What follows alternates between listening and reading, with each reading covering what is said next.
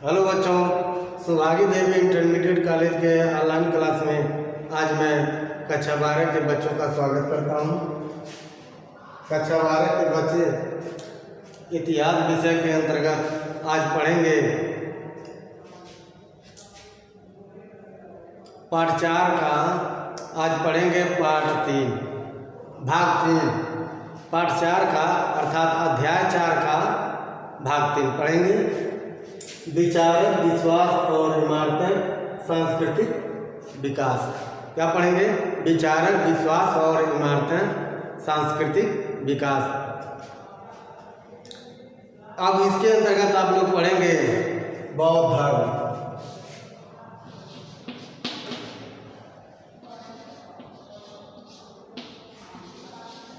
बौद्ध धर्म बौद्ध धर्म में आप लोग जानते हैं संस्थापक। बौद्ध धर्म का संस्थापक कौन थे? बौद्ध धर्म के संस्थापक महात्मा बुद्ध थे।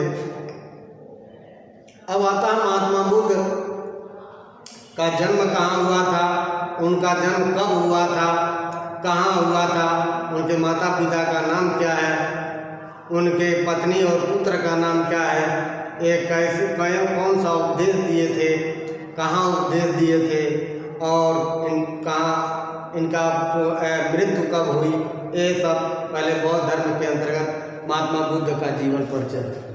यहाँ लिखेंगे महात्मा बुद्ध।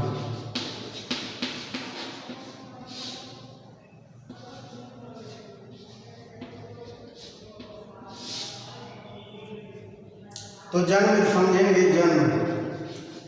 जन्म में आपका क्या है? महात्मा बुद्ध का जन्म 566 ईसा पूर्व 566 ईसा पूर्व। इनका जन्म 566 ईसा पूर्व में लुम्बिनी में हुआ था। ये लुम्बिनी वन कहा जाता है। उस समय लुम्बिनी वन था, अब तो लुम्बिनी एक जगह का नाम है जो कपिलवस्तु के क्षेत्र में आता था। कपिलवस्तु इस समय नेपाल में पड़ता है। तो महात्मा बुद्ध का जन्म 566 ईसा पूर्व लुम्बिनी में हुआ था। अब आता है इनके माता पिता कौन है? तो इनके पिता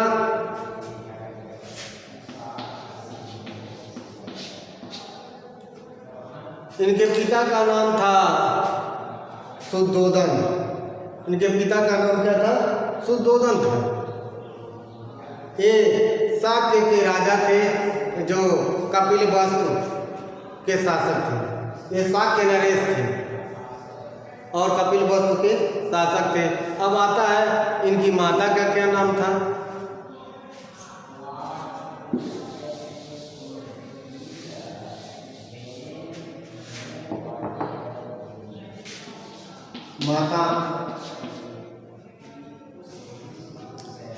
इनकी माता का क्या नाम था? आप लोग जानेंगे। इनके माता का नाम था महामाया और उनके बी माता का नाम था गौतमी। इनके माता का नाम था महामाया, बी माता का नाम था गौतमी। अब कैसे आप लोग ये समझेंगे बी माता और माता हम बोल रहे हैं? तो इनकी माता जो महामाया थी, इनके जन्म देने के समय ज़्यादा प्रसव पीड़ा हुई और वे स्वर्ग सिधार गई। उसके बाद इनका लालन पालन इनकी बी माता गौतमी अर्थात इनकी मौसी भी थी, वही इनका लालन पालन की। ठीक है। अब इनका बचपन का नाम क्या था?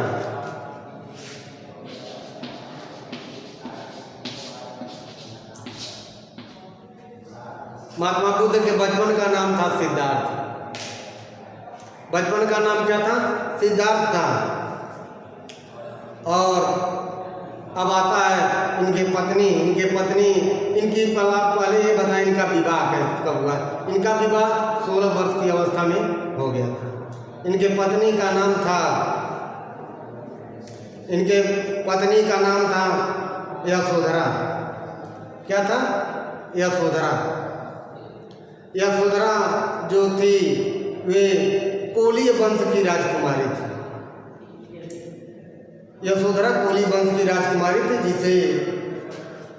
जिसे महात्मा बुद्ध का शादी हुआ था। इनके एक पुत्र भी हुआ, उस पुत्र का नाम था राहुल। ये तो अब इनके मृत्यु भी देखें तो इनका मृत्यु आप लोग देखेंगे 80 वर्ष की अवस्था में। इनका मृत्यु 80 वर्ष की अवस्था में 486 ईसा पूर्व।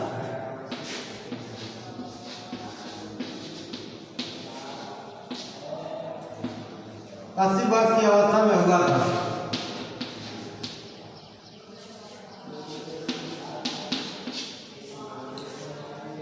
चार सौ 86 ईसा पूर्व में इनकी मृत्यु हुई थी। 80 वर्ष की अवस्था में इनकी मृत्यु हुई थी। अब आता है ज्ञान की प्राप्ति।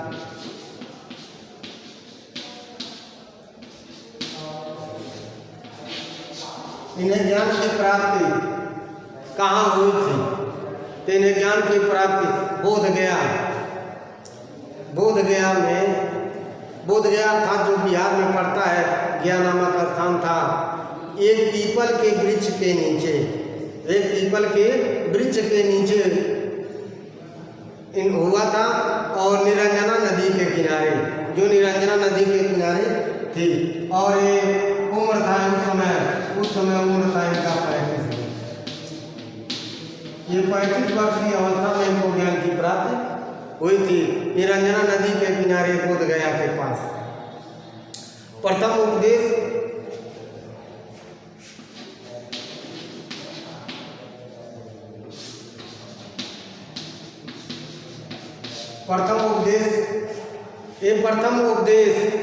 सारनाथ में दिए थे, जो ऋषि पत्तनम के नाम से जाना जाता है। प्रथम उपदेश सारनाथ में दिए थे। 5 ब्राह्मण थे जो इनके पहले शिष्य थे। ऋषि पत्तनम में, जो इस समय वर्तमान में सारनाथ है। सारनाथ आपके बनारस के 12-13 किलोमीटर पहले पड़ता है। आप लोग जाएंगे तो। और एक चीज़ और बता दें, इनकी भाषा क्या थी? तो इनकी भाषा पाल भाषा थी। भाषा क्या थी? पाल। ये पाल भाषा में अपना उपदेश दिए थे। और इनकी मृत्यु जो है वैशाख पूर्णिमा के दिन 486 ईसा पूर्व में 80 वर्ष की अवस्था में हुआ था। अब ये सब तो इनका जीवन परिचय था। इनकी मृत्यु होने के बाद बौद्ध धर्म के और विषय में हम पिछले वीडियो में बता चुके हैं। अब इनके मृत्यु के बाद जो बौद्ध सम्मेलन हुआ, बौद्ध संगतियाँ हुई, उनके विषय में आपको अभी इस ब्लैक बोर्ड पे लिख कर बता रहा हूँ।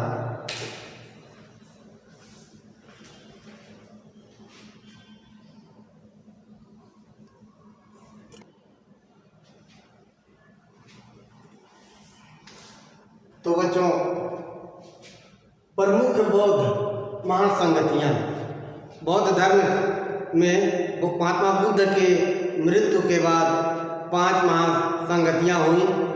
अब तो देखा जाता है तो भारत में बौद्ध धर्म कम है, लेकिन विदेशों में तो बहुत है।